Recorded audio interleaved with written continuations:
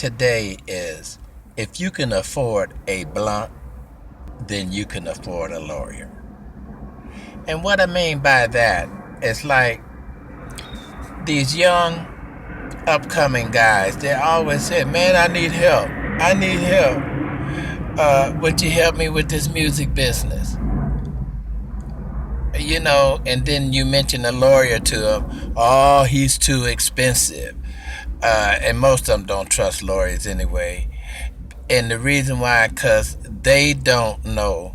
So they don't know if the lawyer is telling them right or not. And they got this stereotype that they're trying to beat them, which there are a lot of lawyers out there that do not know what they're doing and stuff like that.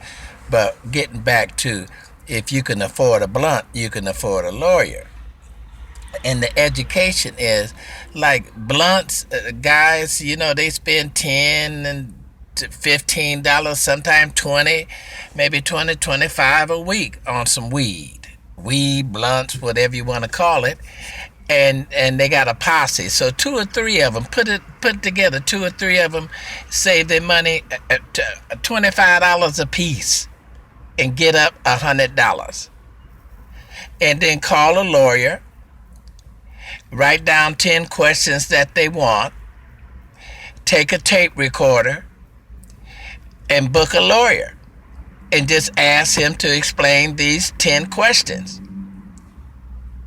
And that's what I mean by, and it's very easy. They can do it, and they don't have to be sitting here and you feeling sorry for them and everybody talking about, I don't know, nobody help me. That's bullshit. Just pure bullshit. Get your priorities straight, kids. You want help? Like I said, write down 10 things that you want to know, and then call your lawyer. Lawyers even have free consultation that you can call them and get a half an hour or 20 minutes. You can ask a question free.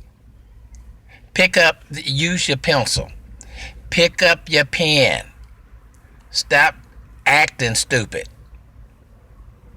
When I was young, I wanted to know about the business as a songwriter, and my friends, none of them knew I wasn't around anybody that was writing, but I had this passion. I was only making $96 a week on my job. That's paying rent and everything. And so I had to save up money. And one day I read all the time, and I picked up a music magazine. It's like, well, where you want to go? If you want to be a plumber, go hang around plumbers. You want to be a baseball player, go find baseball players. Okay, I wanted to be a songwriter, so I had to go around the music industry. Where the newspaper? Where's the music? So I used to catch the bus. I was in Los Angeles then, and I used to go up to Hollywood. And I read these magazines. Some of them I couldn't afford, but I would stand there at the news stand and just read them. And so I found a lawyer and in there. And I remember I found this lawyer, and I called him on the phone, and I said, look, I have a song out, and I don't know anything about the business. I don't know if they crooked me or what to what. I need to know. He said, come up, bring your tape recorder. I'll charge you $35 an hour, and you come up and bring your tape recorder. Well, he brought his tape recorder. I brought my tape recorder up there, and I gave it to him, and he just started reciting. I didn't know what the hell he was talking about. He was reciting seemed like the music dictionary to me. And I didn't know what he was talking about, but I took it. Then I would go home, and while I was doing my housework or whatever around the house, I would just play it. And still didn't know what he was talking about. But I started getting familiar with the words that he was using and the context that they were using.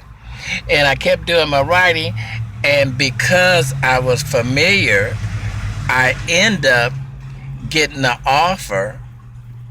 And one other thing, my other songwriter friends, they would say, William, how come you knew all the business? How you know this and that? Because seek and you shall find. I wanted to know. I wanted to know more. And so then later, not too much later, I had a couple songs out. And then a guy comes to me. He says, look, William, you want to, I have a position at a record company, and we can train you as an executive troubleshooter. In other words, you're working every part of the record business from the bottom to the top, and you'll know all of it. But what helped me get that was because I seek and I spent my money and I saved and I went to the lawyer. So all these kids talking, I don't feel sorry for none of them. They're talking about they didn't have no help. They don't want to have help. They want to do it the easy way and stuff. They think they're gonna sit at the house all day long and just make beats, make beats, make beats. Well, guess what? As much time as you spend in making them beats, as much time as you need to spend trying to go sell those beats. And that's only fair. You put 10 hours in making it, then put 20 hours in trying to sell it. And stop whining. Over and out. 40 days and 40 nights is my music publishing company, William Peel.